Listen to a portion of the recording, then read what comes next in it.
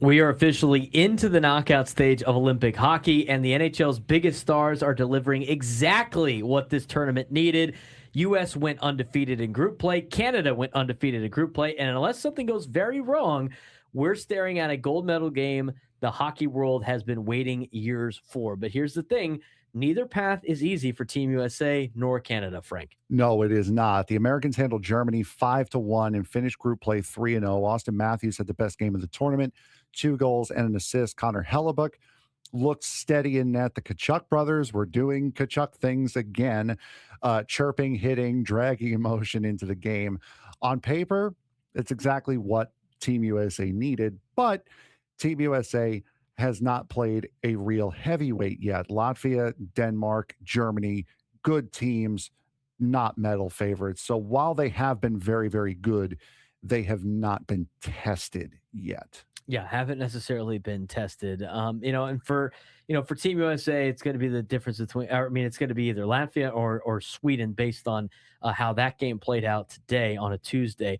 As for Canada, they dismantled France 10-2. Connor McDavid leads the tournament in scoring. Sidney Crosby looks 28, not 38.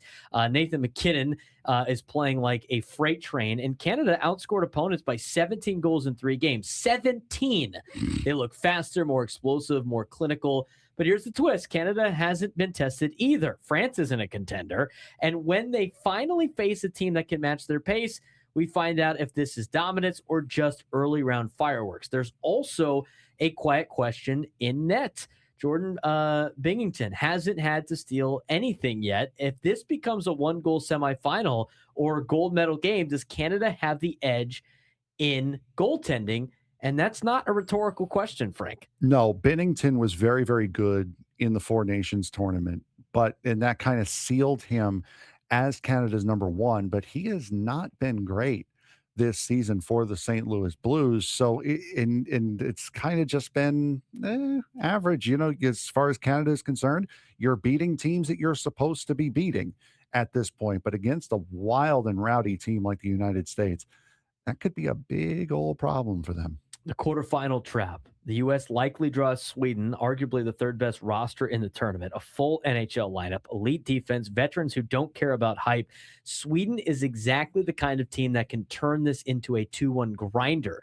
Canada's path could run through Czechia, skilled, opportunistic, dangerous in one-game scenarios. And remember, this is single elimination now. One bad period, and all this collision course talk disappears. Yeah, no. And if it does disappear, it'll most likely be Sweden versus Canada in the gold medal game. Sweden is very, very good. As you mentioned, they have a full roster of NHLers, just in the same way that the U.S. and Canada both do. Czechia is very, very good. But as far as who would you rather face right now? Would you rather face Czechia or Sweden? I'd rather face Czechia because that Sweden game is going to be very, very difficult. Zooming out, this is exactly, by the way, what the NHL hoped for when it came back to Olympic participation.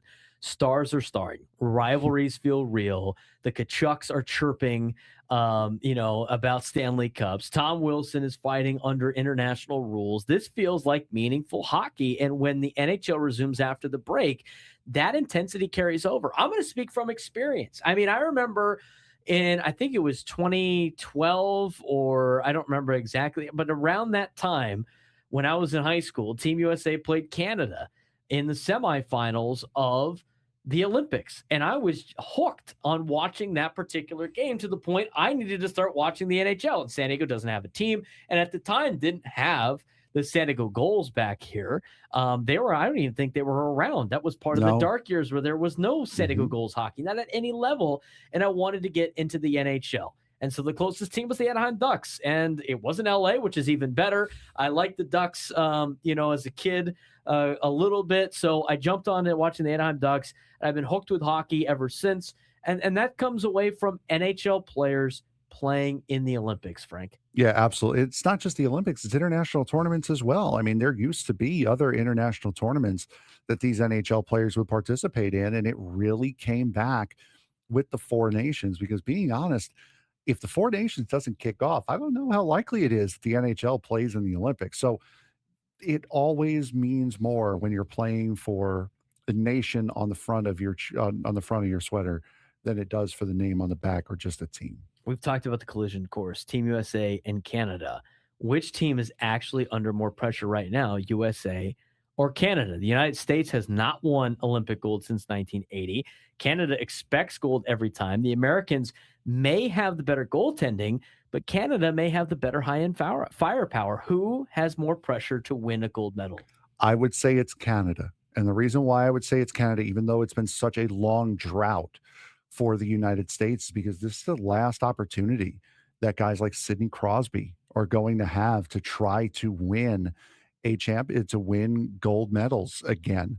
There are a lot of guys on that very veteran team Canada. Drew Doughty's another one for ULA Kings fans this might be his last opportunity to play in the Olympics. So I think all of the big name stars at the Olympic level for Canada, this is their last opportunity. I think they're really going to want to get it done. The U.S. is a very, very young, very, very good team. They will be back there. They will be back. They will be fighting for gold again. But I think right now, because of the age factor and the names that are going to be coming off of that Canada roster after this Olympics, I think that's why Canada has more pressure to win. If they do meet for gold, is it about depth?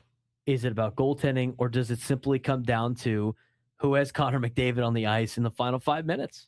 Because right now, both teams look unbeatable. And in single elimination hockey, Frank, that usually means somebody might get humbled. One game is usually about goaltending. If your goaltender's hot for one night, that's all you need. You could put any goaltender out there. If they get hot, there's nothing that the other team can do. So I think for me, it comes down to goaltending. And right now, the U.S. has better goaltending. We'll see how they do. We'll see how the tournament plays out the next time we jump on.